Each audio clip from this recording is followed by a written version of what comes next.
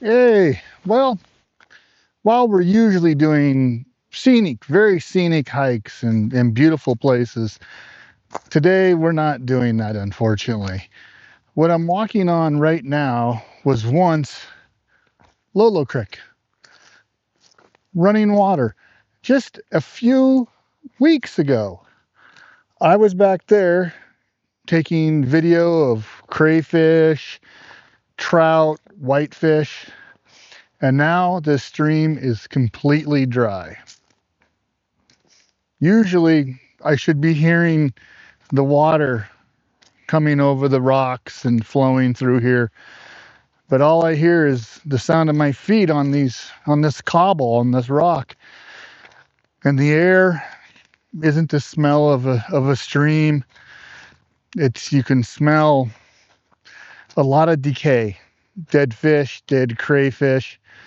It's really pretty depressing and gross.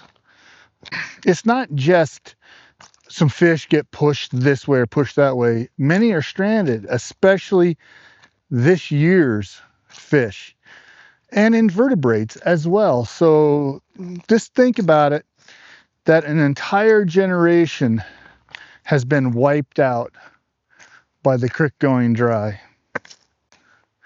Even when you look at it, like this beaver dam, now it's just derelict. What happened to the beaver? I can't say, but he's not here anymore.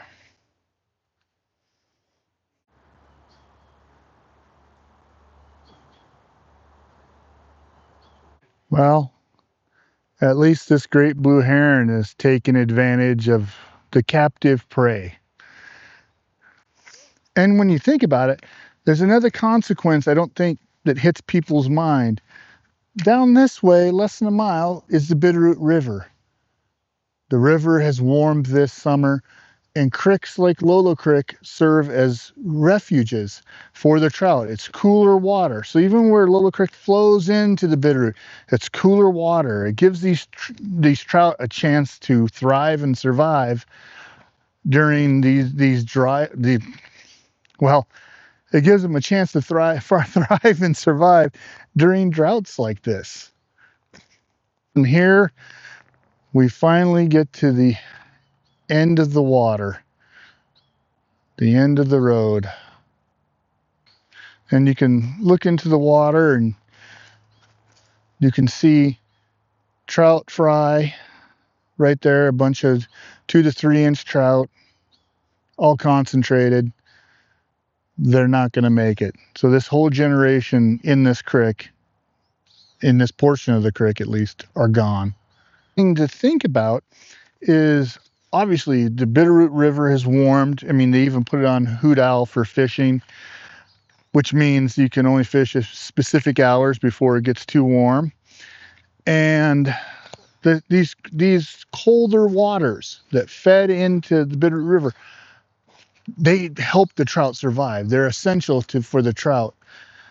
But without that cooling water, the water temperature of the Bitterroot rises, and that favors non-native species that are really invading the Bitterroot. Northern pike, smallmouth bass, largemouth bass. These sort of non-native fish are doing really well in a summer like this. And when you have drought conditions like we experienced, we had not great snowpack this winter. We were dry in the spring. We had unusually wet July, which helped a little bit. And then the spigot turned off and everything's dried up. And there goes that heron. Oh, gorgeous. Look at that. But that makes me think also that, we can't just think of these streams as a home for fish and aquatic invertebrates. It's, oh, another heron, aquatic invertebrates. It's also almost think of it as the life stream corridor in western Montana. The species diversity on either side of the creek, the riparian areas, is the highest. So you have birds, you have all the, so with this creek drying out, everything's drying out this way, which affects an entire ecosystem. song sparrow. So it's affecting more than just the fish. So when you look at, when the creek runs over rocks like this, the entire valley floor is a giant colander that is sucking in water, which replaces the aquifer in the valley floor. It also helps recharge the Bitterroot River to a certain extent. So Lolo Creek is the third biggest creek in the Bitterroots coming down into the Bitterroot Valley. And when these creeks, dry up like Lolo Creek has, you're not recharging that aquifer, so you're just getting a year behind. You're just getting a little bit behind, a little bit behind. And that's all it takes to really start lowering that water. And then, you start getting water concerns. When we look at water in Western Montana, we tend not to value it very much, where we should be really starting to think about this and the way we handle water rights, the way we handle climate change. Let's be adults and admit that it's happening. And what are we going to do about it to prevent things like this, like the drying of Lolo Creek? Now, it would be easy to start pointing fingers and, those dirty irrigators, they're taking too much, or the developments. And while the irrigation and developments definitely have a draw on the water, it's a systematic problem. They exist in a system that does not address the complexity of factors that we need to properly manage water. And it really, you have to think about it. This stream, this whole watershed is over allocated, which meaning that there is more water going out than is coming into this creek right now. And that going out, the only thing that we control is how much we take. So it's not as simple as telling the water rights, the holders of water rights, hey, don't use your water, you can't use your water. It's just it's a political conversation, it's a conservation conversation, it's an ecological conversation. And, we as humans rarely address those concerns very well. We usually pick our own needs first. Well, and it's kind of like biting your nose to spite your face. What we have here, what we had in this tragedy of Lolo Creek this year, is kind of the perfect storm of things, light snowpack, really dry spring, overly wet July, then the spigot turns off and all the water goes out. You start thinking about what can be done. And one of the simplest things is actually to promote beavers. Like we had that beaver dam before. There should be more beavers further upstream, because the beaver ponds that they create behind the dams literally are natural reservoirs. They're holding the water. They're storing the water. So that would be one simple way to address the problem. The other thing that can be done quickly is for groups to buy water rights when they come up, so this can be properly managed. Hopefully at some point FWP, Montana Fish, Wildlife, Parks, can get some inflow water rights to Lolo Creek. And here's that beaver dam.